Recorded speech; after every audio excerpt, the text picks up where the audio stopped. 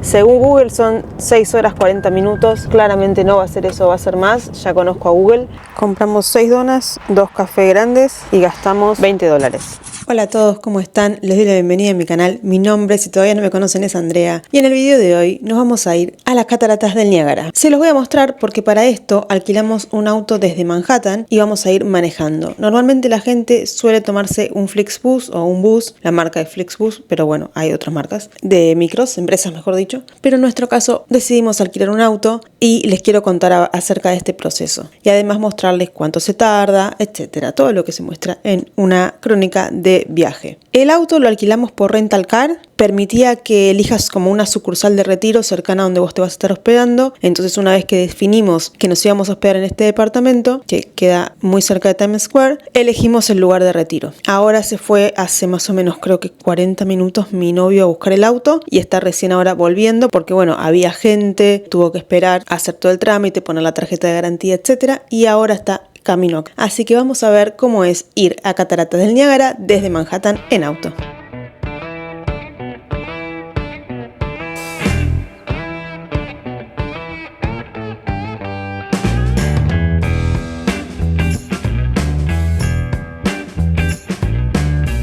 Son las 9:25 de la mañana y estamos saliendo hacia las cataratas. Probablemente frenemos en el camino para tomar o comer algo, así que bueno, obviamente no va a ser todo derecho. Según Google son 6 horas 40 minutos, claramente no va a ser eso, va a ser más, ya conozco a Google. Y además que vamos a necesitar frenar seguro. Así que vamos a ver cuánto le ponemos. Este auto es un híbrido, es mitad eléctrico, mitad nafta, así que no sé cómo voy a medir cuánto gastemos, pero bueno, les voy a ir diciendo. ¿Tenemos alguna referencia del tanque de energía o algo? ¿Está lleno el tanque? ¿Y la energía cómo se mide? No, se carga solo.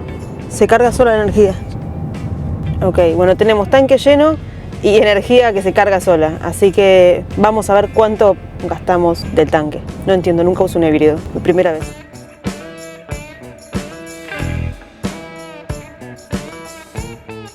Salir de Manhattan en auto siempre es una experiencia en sí misma. Pasás de rascacielos, bocinas y semáforos cada 10 metros a una autopista larguísima en cuestión de minutos. Este viaje arranca temprano porque desde Nueva York hasta Niagara Falls hay unas 6 horas y media de manejo dependiendo del tráfico y de cuántas paradas hagas en el camino. Al principio todavía estás dentro del estado de Nueva York, pero lejos del Manhattan de las postales. Acá la ciudad empieza a diluirse, menos edificios, más árboles, estaciones de servicio enormes y carteles que te recuerdan lo grande que es este país. Una de las cosas que más sorprende si no estás acostumbrado a manejar en Estados Unidos es lo bien señalizado que está todo. Las rutas son anchas, el asfalto es impecable y cada tanto aparecen áreas de descanso con baños limpios, máquinas de café y lugares para estirar las piernas. Este tramo inicial es ideal para acomodarte, poner música tranquila o simplemente mirar por la ventana. El paisaje no es espectacular todavía, pero tiene algo muy cinematográfico. Rutas largas, camiones enormes y esa sensación de road trip que tanto nos gusta. Algo importante para tener en cuenta es el peaje. En el estado de Nueva York se usa el sistema electrónico, así que si alquilaste auto, asegúrate de cómo funciona el cobro para no llevarte sorpresas después. Mientras dejamos atrás la zona más urbana, el viaje se vuelve más relajado. Menos tráfico, más verde y esa calma que te hace olvidar que hace un rato estabas cruzando Manhattan. Y si no querés manejar, como les comenté, tienen la opción de sacar un ticket en un bus. Y más adelante, de hecho, vamos a encontrarnos con uno de ellos, ya que es una opción muy usada y bastante práctica. Pero por ahora seguimos manejando, sumando kilómetros y acercándonos de a poco a uno de los paisajes más impresionantes de Estados Unidos.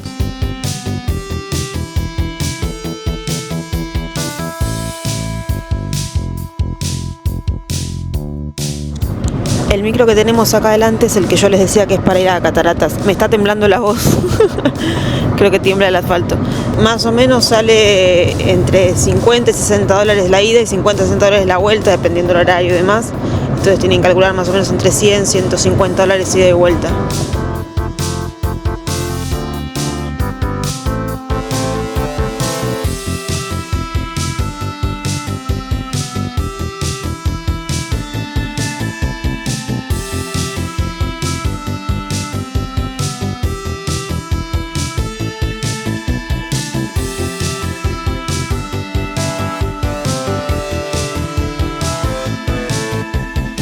Son las 11:35 y vamos a hacer una parada técnica en Krispy Kreme para desayunar, porque desayunamos igual un yogur chiquito, pero bueno, ya hace como 3 horas y tenemos hambre, así que vamos a parar acá un ratito y continuamos. Compramos 6 donas, 2 cafés grandes y gastamos $20.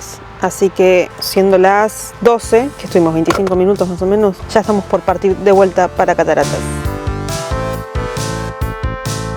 Después de retomar el camino, el viaje entra en su tramo más extenso. Ya no se trata de salir de la ciudad, sino de atravesar una región entera del noroeste de Estados Unidos, donde el paisaje y el ritmo cambian de manera progresiva. En esta parte del trayecto, una de las cuestiones más importantes es entender cómo se maneja en el estado de Nueva York fuera de las grandes ciudades. Los límites de velocidad varían según el tipo de ruta y la señalización específica del tramo. En general, cuando no hay carteles visibles, el límite estatal es de 55 millas por hora, aunque en muchas autopistas puede aumentar a 65 millas si así lo indica la señalización. De todos modos, recomiendo que se descarguen la aplicación Waze, en donde les va a ir indicando las millas máximas por hora en la que pueden circular. Si bien no suele haber muchos radares detectando a qué velocidad vas, puede llegar a haber alguno, pero si no, puede que esté la policía en la banquina y si estás infringiendo la velocidad permitida, te pueden llegar a perseguir.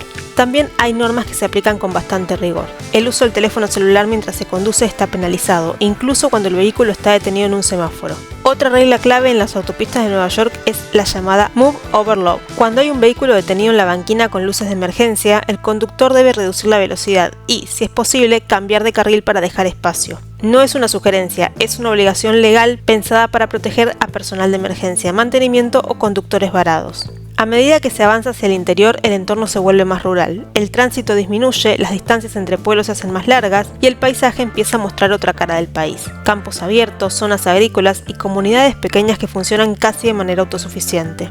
En este recorrido aparecen localidades como Big Flats, una zona conocida por su geografía plana dentro del valle del río Chemung. No es un destino turístico en sí mismo, pero representa muy bien este tipo de asentamientos del interior, residenciales, tranquilos y con una vida cotidiana que transcurre lejos del ritmo urbano. Más adelante se atraviesan pueblos aún más pequeños como Piffard, que forma parte del municipio de York, en el condado de Livingston. Son lugares que muchas veces pasan desapercibidos para quien solo mira el mapa, pero que tienen una historia ligada al desarrollo del transporte regional, en particular a los antiguos canales que conectaban distintas zonas del estado durante el siglo XIX.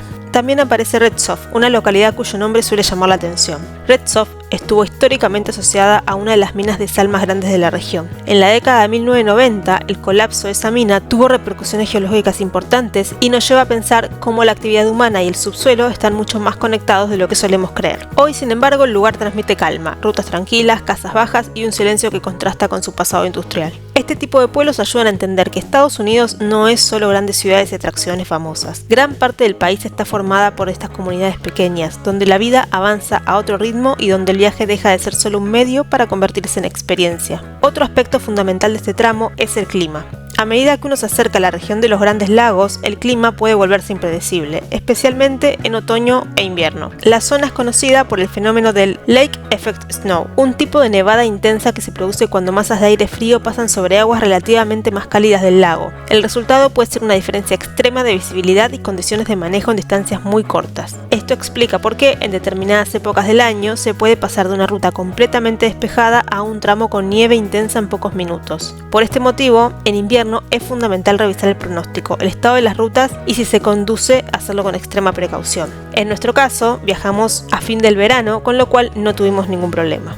Además del clima, hay otro factor a tener en cuenta en esta región, la fauna. En el estado de Nueva York son frecuentes las colisiones con ciervos, especialmente al amanecer y al atardecer, cuando los animales están más activos y la visibilidad es menor. Las autoridades recomiendan reducir la velocidad en zonas señalizadas y estar atentos, ya que los ciervos rara vez cruzan solos. En viajes largos como este también se vuelve evidente la cultura vial estadounidense. El carril izquierdo se utiliza principalmente para adelantar y permanecer en él sin necesidad suele generar situaciones incómodas o maniobras de sobrepaso innecesarias. El tránsito en general es ordenado, siempre y cuando cada conductor cumpla su rol de manera clara. A medida que el trayecto avanza, el paisaje empieza a cambiar de nuevo. La presencia de agua se vuelve más evidente, el aire se siente más húmedo y comienzan a aparecer señales que indican la cercanía de uno de los destinos naturales más famosos del país. Antes de llegar, es interesante saber que del lado estadounidense, el área de las cataratas forma parte del Niagara Falls State Park, considerado el parque estatal más antiguo de Estados Unidos, creado a fines del siglo XIX.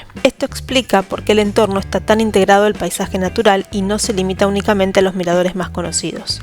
La llegada a Niagara Falls no suele ser abrupta. El camino prepara de a poco y cuando finalmente se entra en la zona, la sensación es clara. Se está llegando a un lugar que fue pensado, diseñado y preservado durante generaciones para ser experimentado. Y a partir de acá, el viaje cambia de formato. Dejamos las rutas atrás y empieza la experiencia en destino.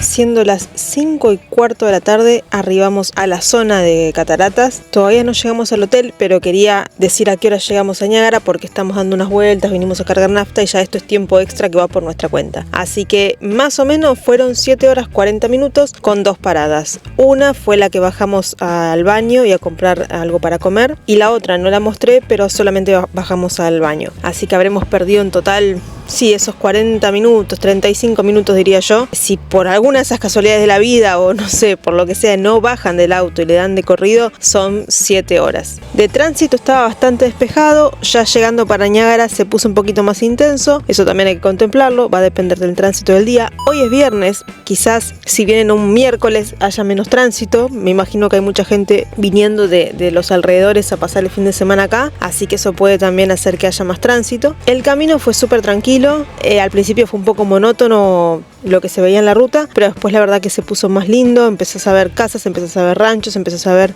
graneros, por momentos agua, se empieza a poner mucho más lindo, y eso es lo interesante, ¿no? De viajar en auto, de ir viendo cómo cambia el paisaje, incluso había montañas, y en este momento, como les decía, estamos cargando nafta porque gastamos prácticamente todo el tanque para llegar. La parte eléctrica se usa solamente cuando el auto está va despacio, digamos, según me explicó mi pareja porque yo no entiendo. Entonces gastamos toda la nafta. Depende obviamente de cuánto consuma el auto, qué auto sea. En este caso, este es un Toyota Prius, si es que se pronuncia así, y se ve que gasta más, pero bueno, dependerá del motor y demás. Es algo que tienen que tener contemplado. Un tanque y medio quizás, aparte es un tanque de ida y un tanque de vuelta, así que bueno, un par de tanques de nafta vamos a gastar. Llenamos el tanque, tenía un poquito igual todavía, y el total fue de $30. Así que bueno, tengan contemplado eso, 7 horas de viaje más 40 para frenar, 40 minutos y un tanque de nafta. En micro creo que se tarda incluso más, así que obviamente lo bueno es que no tienen que manejar, pueden venir en micro, pero venir en auto